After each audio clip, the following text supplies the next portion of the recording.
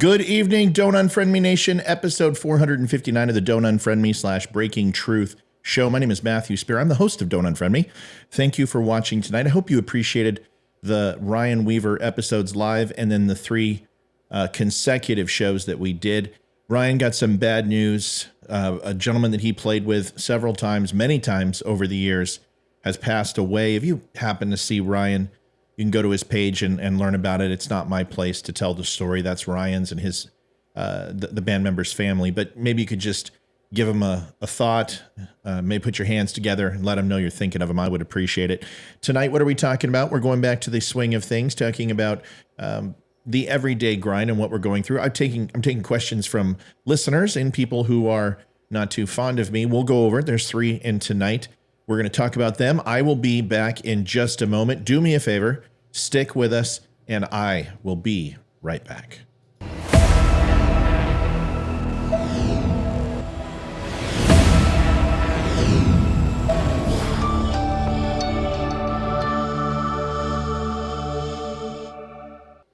Hey, Matt, congratulations on your success, brother. And I really appreciate you giving, both sides, and just free speech, the opportunity to have a platform, dude. Got it. You got it. Thanks for everything you've done for this country, Eli. We'll talk next time. Tell Jen hello, and I'll have this ready in a couple of hours, and you can share it and take a look. I thank you, man. Thanks, brother. All right. Bye-bye. Once again, thank you for watching and joining The Dumb Show. If you have not had a chance, you can find us at The Dumb Show across all social media and also thedumbshow.com. You can get some cool hats, some t-shirts, things like that. Stop by pfcflags.com. Also, good friends of the show. Last thing, and then I promise we'll get to it, is that if you're listening on Apple, there will be anywhere from 1 to 2 moments of 30 seconds to a minute of silence. And the reason why those are the ads through Spotify, I make profit off my podcast through paid ads and sponsorships. So unfortunately, Apple, as always, has to be different. So when you hear that silence, just fast forward. I know the listenership is growing a lot on the podcast, and I wanted to make sure I talk about that every episode. Tonight, like I said, we're taking a few questions, and this is stuff that's in the news, and I'm sure it'll kind of help put some things together. And once again, I'll try to be impartial as I can. First question is, Matt, why are people attacking Donald Trump because of an affair? Well, to be fair, there are people who are attacking him because he had an affair. There are people who are attacking him because he's Donald Trump, and there's people attacking him because they have nothing better to do, and there's people going after him from a legal sense, and everybody's got an axe to grind with Donald Trump in one way or another. But it's not specifically the sex, and it's not even the hush money that was paid to Stormy Daniels. It's basically, in the very general sense of the phrase, what some people would call election fraud. Now, I want to be careful because I know this is a hot topic with Republicans, and they're going to say, this isn't fraud, this is fraud. Well, it does fall under campaign finance under the FEC. And Trump committed illegal acts, whether you agree with that or not. He did. He falsified business records to conceal information.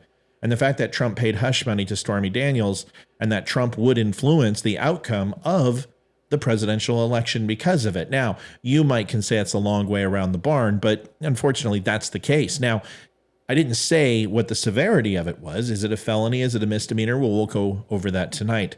Election campaign finance laws are oddly enough rather picky about lying about financial transactions related to election campaigns.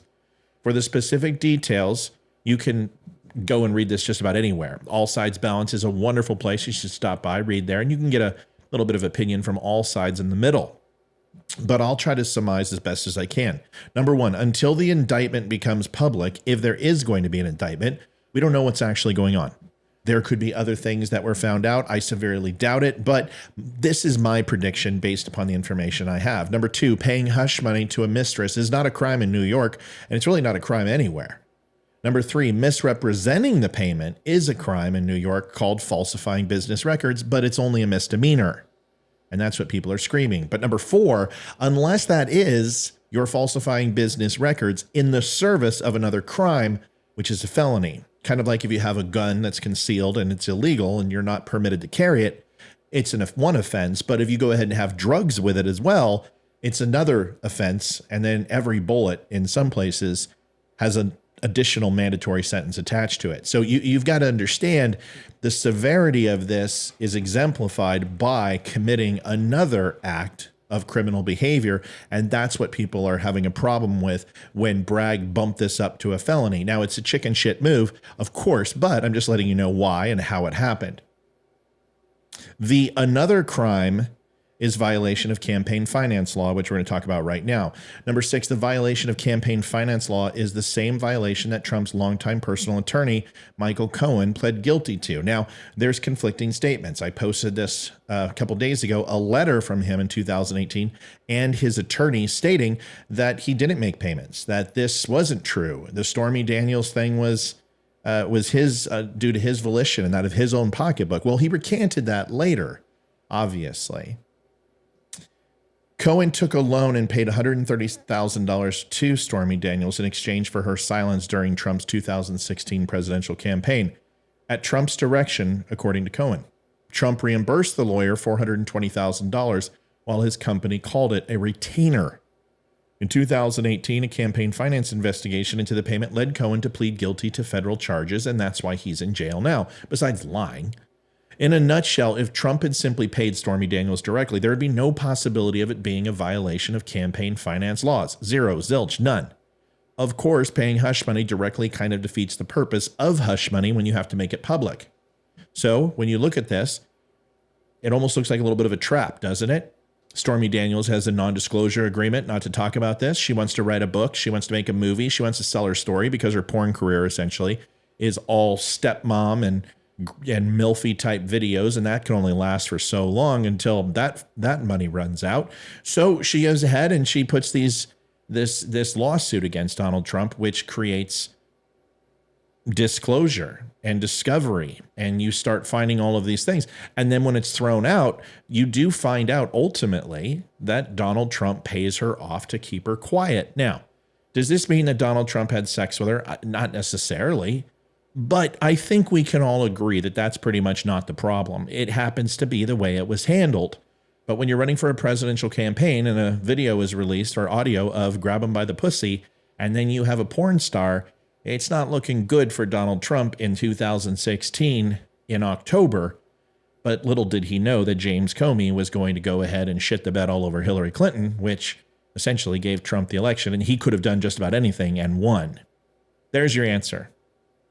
Why are all you Republican against immigration? Well, I'm not against immigration. In fact, I'm for immigration, controlled immigration. And the key word that you're missing is illegal. Because they bring a ton of problems. And that's just the truth. Now, I'm not going to say supposedly what Donald Trump said, that all immigrants are bad, which he never said.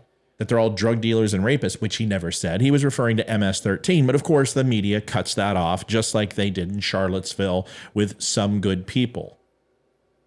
But for those that overstay their visas or sneak into this country, they already show an aversion to obeying laws.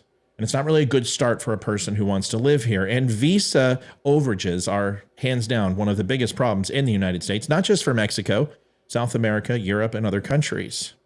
80% of women who cross illegally are either raped, physically assaulted, abused, or trade sex for transport. I don't know about you, but I'm not a fan of a situation where a lot of women get raped and sexually abused. How about you? I'm against it. Among those huddled masses yearning to breathe free, the criminal element lurks. Sex traffickers, drug traffickers, child traffickers, gang members, murderers, rapists, and other assorted unsavory characters hide among the destitute to sneak in. Listen to what I said. Hide amongst the destitute. We have enough crime here without inviting more in.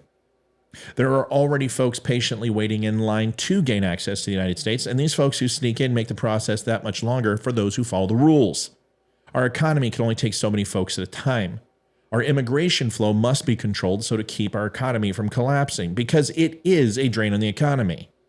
A lot of those illegals end up working unsafe or unsavory jobs with little to no benefits, safety regulations, and no protections. In other words, one cut above slavery. You aren't a fan of legalized slavery, are you? They do pay taxes, but that is because they use stolen Social Security numbers. Now, you can say, Matt, that's ridiculous. Of course they don't. I've had a guy on my Social Security for 17 years who lives in El Paso. I've went to the FBI, went to the IRS, Department of Homeland Security, and there is nothing that I can do to get him removed. I have not lived in El Paso, but I did work there temporarily as a district manager. And they probably got it off the dark web. So for firsthand experience, this is true.